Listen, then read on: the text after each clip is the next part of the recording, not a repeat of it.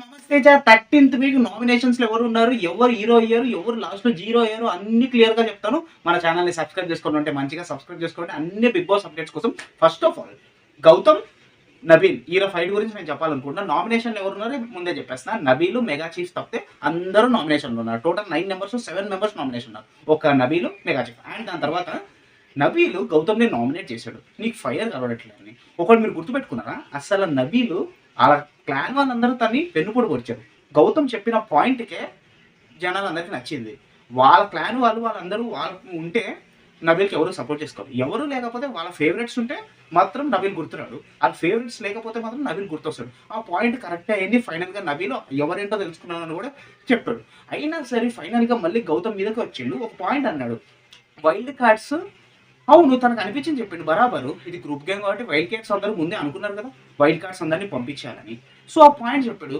దానికి ఎందుకు ఫైర్? స్టార్టింగ్లో నబీల్ ఎంత గ్రోత్ ఉందో, విన్నర్ అవ్వాలి క్వాలిటీ ఎంత ఉందో, ఇప్పుడు నాకు నబీల్ అంత కనబడట్లేదు. చాలా మంది జనాలు ఈవెన్ కమెంట్స్లో చూసుకోండి, ఎన్నైనా చూసుకోండి, నబీల్కి ఎంత పాజిటివ్ ఉందో. ఒకేసారి నబీల్ చాలా గ్రాఫ్ తగ్గిపోయింది, గౌతమ్ గ్రాఫ్ పెరిగిపోయింది.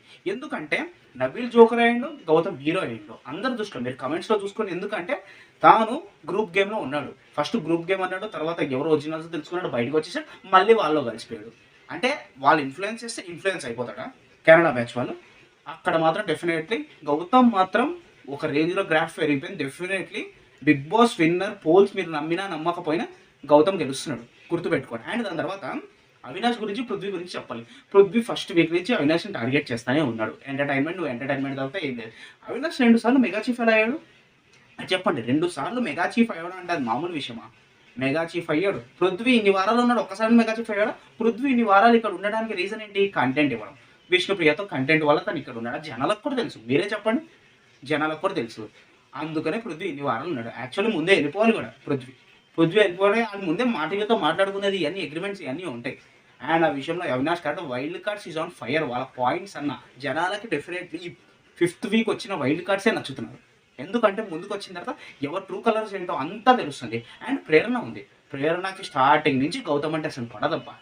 ఎందుకంటే ఆ రోజు కూడా ప్రేరణ ఎస్పీ అనుకుంది, ఏంటి గౌతమ్ ఎప్పుడు వెళ్ళిపోవాల్సిన కంటెస్టెంట్ ఇప్పుడు వరకు ఉన్నాడు, స్ట్రాంగ్ ప్లేయర్ అన్నాడు. అప్పటి నుంచి ప్రేరణ గౌతమ్ అంటే అసలు పడట్లేదు. సడన్గా గౌతమ్ స్ట్రాంగ్ ప్లేయర్ అయిపోయాడు అని అంటుంది. దాని తర్వాత గౌతమ్కి అసలు ఆ విన్నింగ్ క్వాలిటీస్ లేదు అని తను చాలా లేదు అని స్టార్టింగ్ అంటూనే ఉంది. ఆ టార్గెట్ చేస్తూనే ఉంది గౌతమ్ని.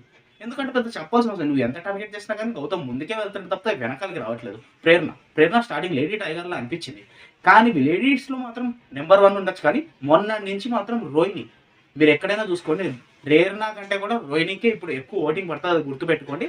దాని తర్వాత విష్ణుప్రియ స్టార్టింగ్ అని నిజంగా చెప్తున్నా, ప్రేరణ ఒక విషయంలో నామినేట్ చేస్తుంది. నాకు అసలు విన్నింగ్ క్వాలిటీస్ కనపడలేదు. నిజంగానే విన్నింగ్ క్వాలిటీస్ ఎక్కడ కనిపించినాయి? విష్ణుప్రియలో స్టార్టింగ్ నుంచి కంటెంట్ ఇచ్చింది. ఫస్ట్ స్టార్టింగ్లో ఆడింది, తర్వాత ఇంకెవరికి కనపడలేదు. ఎక్కడ కనిపించింది? పీ పక్కన కనిపించింది, ఇంకా అక్కడే ఉంటుంది. ఇంకా తర్వాత ఏం కనిపించింది? ఇన్ని వారాలు ఉంచుతున్నారు ఏం ఆడకపోయినా. అంటే ముందు మాట్లాడుకున్నారనే కదా తను చెప్పింది. విన్నింగ్ క్వాలిటీస్ నాకు కూడా విష్ణుప్రియలో అసలు ఏమీ కనపడలేదు. మధ్యలో కొన్ని ఆడుతుంది, దాని తర్వాత ఇంక మళ్ళీ కనపడదు.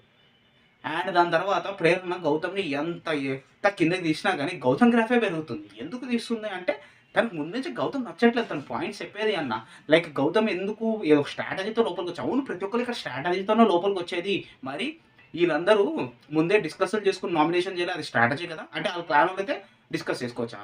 అంటే అదే వీళ్ళు వైల్డ్ కార్డ్స్ అట్లా డిస్కస్ చేసుకుంటే గ్రూప్ గేమ్ ఆళ్ళు అంటారు కదా. ప్రతి ఒక్కరు ఇక్కడ స్ట్రాటజీతోనే వస్తారు, స్ట్రాటజీతోనే లోపల రావాలి. డెఫినెట్లీ చెప్తున్నాను, వైల్డ్ కార్డ్స్ డెఫినెట్లీ ఒకరు విన్ అవుతాడు. గౌతమ్ అవుతున్నాడు. బయట ఉన్న nomination unofficial polls official polls definitely ఒక రేంజ్లో వాళ్ళకే వస్తున్నాయి. చూడండి ప్రతి రీజన్ నబీల్ గ్రాఫ్ తగ్గిపోయింది. నిఖిల్ కూడా మా అంటే సెకండే, డెఫినెట్లీ సెకండే ఆ స్టేజ్కి వచ్చేసాడు. ఇదన్నమాట. మన ఛానల్ని సబ్స్క్రైబ్ చేసుకోవాలంటే మంచి సబ్స్క్రైబ్ చేసుకోండి. Love you all.